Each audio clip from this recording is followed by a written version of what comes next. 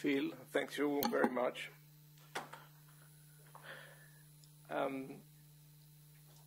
Okay. Times nowadays in the Middle East are out of joint, as Shakespeare phrased it in Hamlet. The seeming standstill on the surface of the Palestinian issue does not betray the depth of the sea. Indeed, a sea change is underway, and the Palestinian issue is no exception of it.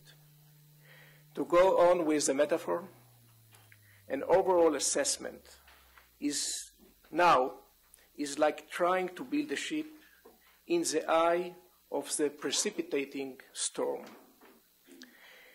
in contrast to building it in the protected dock of an harbor. I will try in my presentation to be as clear as I can, in spite of the very complex reality.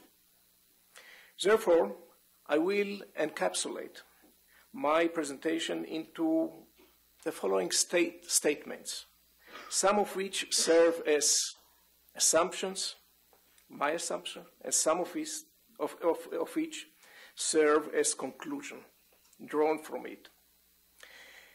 The reconciliation accord between Fatah and Hamas, enunciated at the end of April 2011, is a major event, but its real significance stems from what it omits and not from what it commits. What matters more than the text of the Egyptian paper and the accompanying paper of understanding is the historical political context. The texts focus deliberately and exclusively on devising the shared rules of the game. They are procedural by nature. What steps have to be taken in order to implement the next year elections for the presidency, for the Legislative Assembly of the PA, for the National Council of the PLO, as well as the reorganization of the various security forces of the Palestinian Authority. It is a very detailed procedural blueprint, but this stands in glaring contrast to the omission of a meaningful elaboration of the substance. What the shared strategic political aims are and how to achieve it, how to achieve them. The reason is obvious. Fatah and Hamas also agreed not to agree, and hence not to refer to the strategic paradigm, to strategic conceptions. Had they done it, the talks would have been doomed to explode at the very beginning. Hence, the crucial factor is missing from the text, but exists in the historical context. What matters is first and foremost the spirit and not the letter. If the present political impasse continues and aggravates, Hamas would be able to gain the upper hand and load the procedural text of the agreement with its own content. But if a real political advancement could be achieved, Fatah, headed by Abu Mazen, would lead and Hamas would be dragged and maybe eventually split.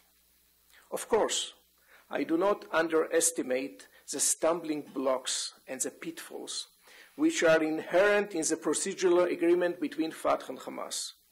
The problem of nomination of Fayyad as the next prime minister of the Palestinians' planned cabinet, composed of experts, attests to other oncoming difficulties. Another example relates to the clause which stipulates that each party, I'm quoting, each party will release the detainees it is all holding as soon as the agreement is signed. Until now, nothing has been implemented in this matter, which has, of course, grave repercussions on the security coordination with Israel in the West Bank. And what to make of the self-contradictory clause dealing with the very sensitive issue of the reorganization of the PLO, which states, on the one hand, and I'm quoting, Fatah and Hamas agreed that the assignments and the decisions of the temporary leading framework of the PLO are not prone to cancellation. And on the other hand, at the same breath, they said in this sentence, all this is on the condition that these assignments and decisions will not negate the powers of the present executive committee of the PLO. This is a model of pure oxymoron. Hence, even the procedures are replete with enormous difficulties. But that said, it seems to me that both Abu Mazen and Mashal are determined to overcome, to circumvent, or to delay these obstacles for the time being. Each one of them hopes that a conducive historical context for his own strategy will take place. Here, their ways depart. Abu Mazen yearns for a breakthrough in favor of a two-state solution, while Mashal expects to reap the fruits of its crushing collapse. This signifies again that the decisive factor is the historical context. Indeed, the changing historical context in the wake of the so-called Arab Spring has pushed as well the two sides to achieve now what they failed to do so during the past year and a half. Nothing has been changed in the letters of the Egyptian paper, but much in its significance has been changed in the meantime, due mainly to the very different modes of popular uprisings in Egypt and in Syria. The question pertains mainly to the Hamas because Fatah accepted the Egyptian paper from its inception, while the Hamas has rejected it up to April 2011. So why the Hamas accepted now what it has avoided for a year and a half? Here comes the historical context as the crucial factor. The leaders of Hamas cannot sit idle and aloof in Damascus, while the Syrian regime, being allied only with Shia representatives like Iran and Hezbollah, is clashing, shooting, and killing Sunni Muslim protesters and bystanders. So much so, when an active share of these people are Muslim brothers or Palestinians or both. Can Hamas be indifferent when the most important religious authority of the Muslim brothers, Sheikh Qaradawi, is criticizing severely Assad's regime atrocities, and while even Sunni Turkey is disassociating itself from the strategic alliance with Assad?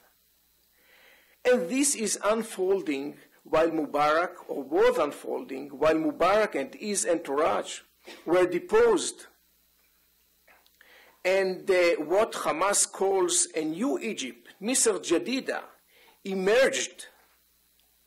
And when the Muslim brothers in Egypt are allowed to form a legal party for the first time contending in the approaching elections, in a crude but not inaccurate phrasing, it can be said that from now on, for Hamas, Syria, in principle, is out, and Egypt is in. Furthermore, forced to leave Jordan and to find refuge in Damascus,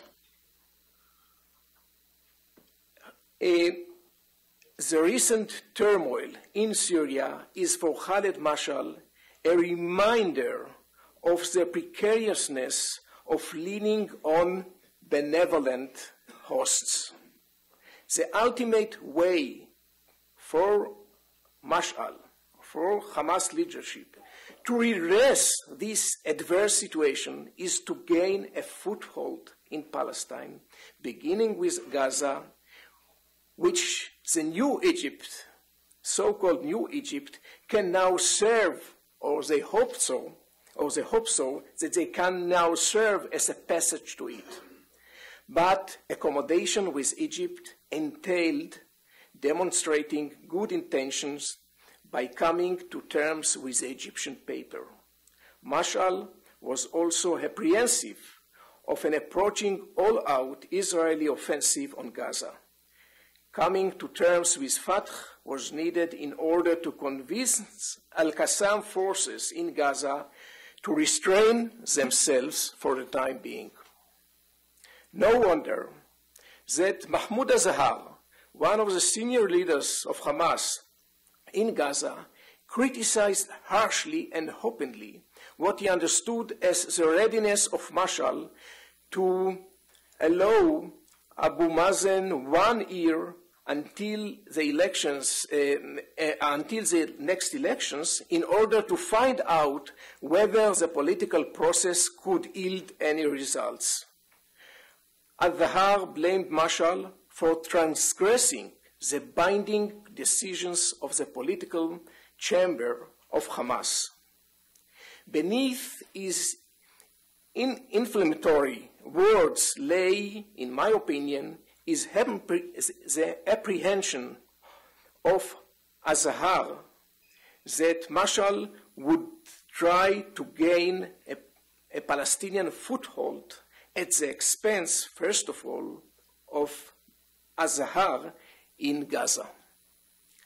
Azhar blamed Mashal again. It is not accidental that in a Hamas-affiliated internet blog, a fear was expressed that Hamas would change into Fatah with a beard. Abu Mazen was also constrained to come to terms with Hamas, albeit less than Mashal. Both Fatah and Hamas paid close attention to the report leaked by WikiLeaks that the Israeli, or the former Israeli head of military intelligence, affirmed that Israel gains a lot of advantage from the split between the West Bank and Gaza. Both of them were aware of the popular yearning to mend the fences in the West Bank and Gaza among the population. Abu Mazen also realized that the contention by Israel that there is no sole Palestinian representative might torpedo his initiative in the UN in the coming September. Furthermore, in the wake of 4 years of deepening cleavage between the West Bank and Gaza, Abu Mazen has begun to realize that if there is any possibility to return to Gaza, it is only by political means, namely reconciliation with Hamas. For this reason, he expressed his readiness to visit Gaza even before the accord with Hamas, in order to prepare the ground for the establishment of a new government of experts and in order to advance the elections.